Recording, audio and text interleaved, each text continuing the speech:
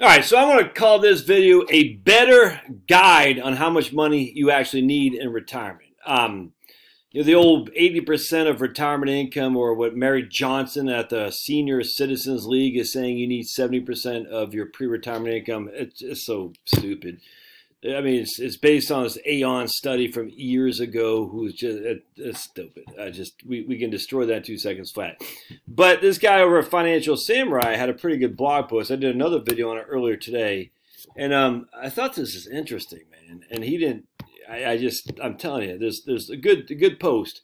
He's taking it in a different direction. I'm going to in this video. I'm not challenging him, not saying anything. This was interesting to me. Budget example of the second best income amount for a married couple. All right, the gross income is about 90,000 schmackers, and I think up here he says the median income. Let's see here. So his argument is the median household income in America is about 75,000. Therefore, at the very least, we can agree the best income to live a great life is higher. I don't know that to be true in the least, man. It's all subjective. But anyway. A household could be one or several people. All right, so anyway, so he's saying to find the optimal income, he's going to look at the various tax tables, and he's going to do 89,000 to be in the 12% tax bracket. So check this out. Because I like the way he breaks it down. All right, so we got a household making 90,000 schmackets. All right, they got a 401k contribution of 22.5. Their effective tax rate, Virginia, state, FICA, federal, been about 10,000 schmackers in taxes. Their income after tax in 401k is 57,000 bucks. All right, so right out the gate, if I have my old school calculator, their take home is what is it? 57 divided by 90 is 63% of what their pre-tax. Man, this guy's got so many ads on here. This is crazy, dude. Oof. Anyway, but whatever. I mean, that's what keeps the bills on, or the lights on. That's fine. Anyway, and I imagine my YouTube. By the way, I have no clue what the ads are on my YouTube channel when they run. I just say YouTube, run them. I don't care. You know what I'm saying? So I don't have any control over that. We used to have some control of that a long time ago. We used to be able to say when to put the ads in there, which is kind of cool. And then they took that away. I think they took it away. As you can tell, I'm very up to date on the various intricacies of running a YouTube channel. All right, so anyway, so we got 57,000 bucks after 401k and taxes to bring home. Of that 57, he's got 24,000 going to a mortgage. Interesting, very interesting. All right, now he doesn't have any car debt or anything like that, but he's got basic stuff: mobile phone, vacaciones, transportation. I like how he put bus pass. Yeah, no one's taking a bus pass. I guess maybe this guy lives in San Francisco. Maybe he is. I highly suspect this guy's not taking a bus pass. Clothing, shoes, food and drinks, all that stuff's good.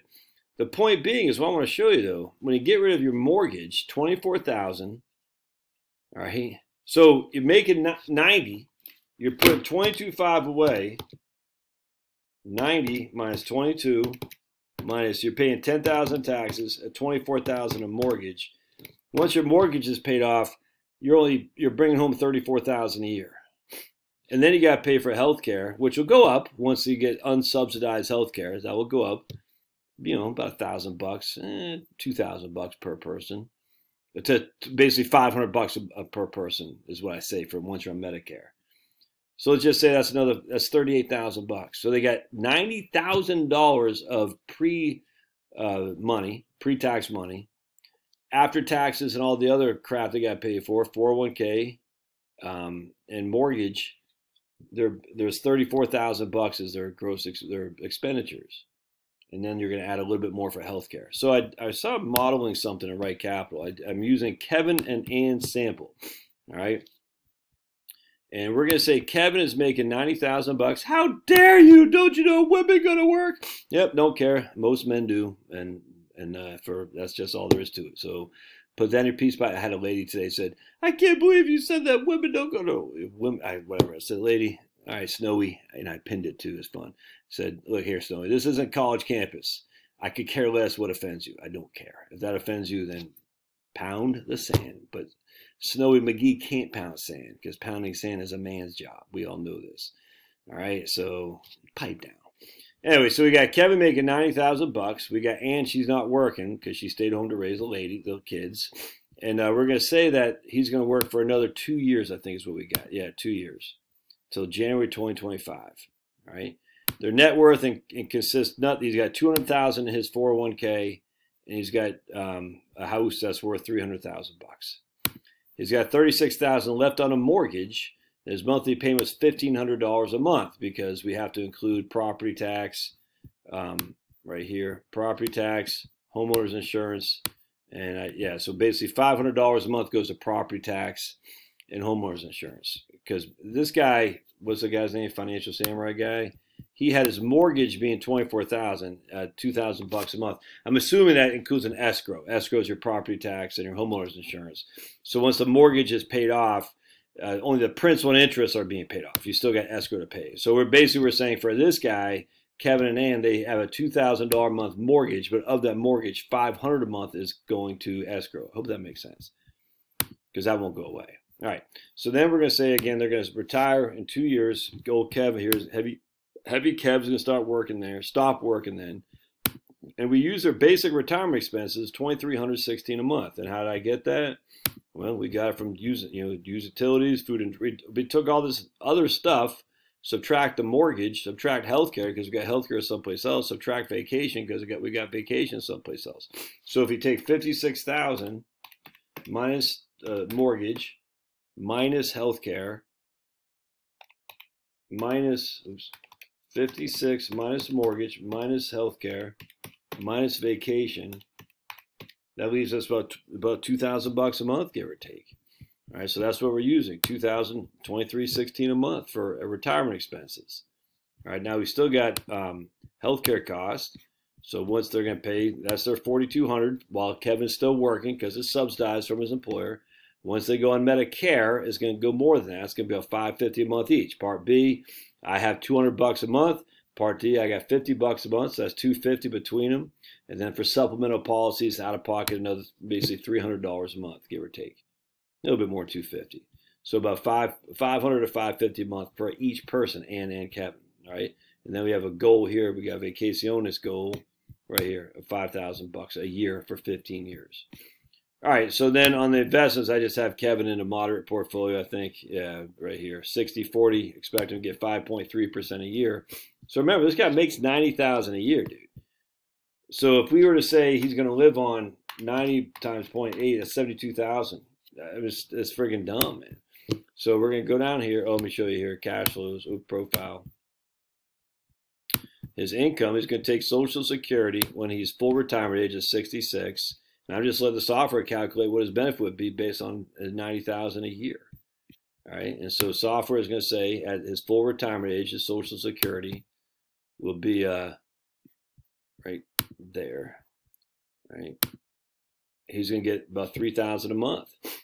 Not quite, $2,800 a month. This seems reasonable to me. Miss Ann will get half of his benefit. But she's taking a little bit early, so she'll be reduced. So between them, they're going to get about $4,000 a month of Social Security. All right, then we're going to go look at their expense. I meant to go here. I meant to go to cash flows. We're going to look at their expenses, and we're going to see housing drops from $24,000 to $8,000 because again, $18,000 was going to attributed to principal and interest. And once principal and interest is paid off, that's $15,000 a year they no longer have to come up with. Living expenses, just inflating that at 3%, I think is what I'm using. Healthcare, I'm inflating at 5.5%. All right, so Ann is still on the subsidized healthcare from the employer plan or Obamacare because they don't make that much money, so they'll qualify for Obamacare premiums credit. So pretty good. And then when she gets on Medicare, it jumps up quite a bit. So her healthcare is going to basically take away the savings, almost, not quite, but pretty close to it. So they're going to save $18,000 a year once the mortgage is paid off, but they still have property taxes and homeowners insurance. All right, but their health care is going to go from $8,000 to $14,000. So that's a $6,000? No, yeah, $6,000 increase. So they're basically going to save $12,000 a year once the mortgage is paid off. Once they're on Medicare, they're going to lose $18,000 to not having the principal and interest, but they're going to gain expenses for being on Medicare other than the subsidized health insurance. All right, still got the vacaciones, $5,300 again, inflated at I think 3%. So their total inflows here in their first full year of Social Security is about $4,000 a month. Their total expenses is about $51,000. when you factor in going on vacaciones and their day-to-day living expenses, plus healthcare. $4,000 a month, vacation, $51,000. Of the $51,000, $47,000 is coming from Social Security, so you're gonna have to draw $4,200 off their portfolio this year. That's no big deal. Well, that's $4,200. This year they're gonna have to draw $17,000 off their portfolio because they're not fully on Social Security yet. So we can see their portfolio here is worth, you know, $223,000, $252. I mean, so drawing $10,000 a year off a $200,000 portfolio roughly is so big, and they're not even drawing $10,000 a year. They're drawing 4, 8, 9, 9, 10, 1, and then here's the RMDs. RMDs are dropping off the portfolio. Anyway, so it's just the idea that if you're making $90,000 a year, you need $72,000. It's just as freaking stupid. Because if we're putting money into 401k, and did you see too, by the way, what's their tax consequence? What? Their tax consequence is nothing. They're pulling $82,000 in 2045. They're not paying any tax dues. What? They got Social Security and distributions from their RMDs. Why would they do Roth conversions? They shouldn't. They're not paying any tax. None. A couple $100 here. When old Kevin dies and leaves Miss Ann as a widow, and now she's going to be out with the pool boy. But I mean, it's just, and again, I'm only getting these guys getting a portfolio return of what, 5.3%? I mean, it's ridiculous. Yeah, 5.3. I mean, the issue is, can they live on that? Yes. Why? Because they're already freaking living off that. They're already living off it. This is the issue. They got the mortgage, they got the 401k contributions, they got the income tax. Mortgage is gone, $18,000 gone. Income tax gone, another $10,000 gone. 401k contribution gone, $22,000 gone.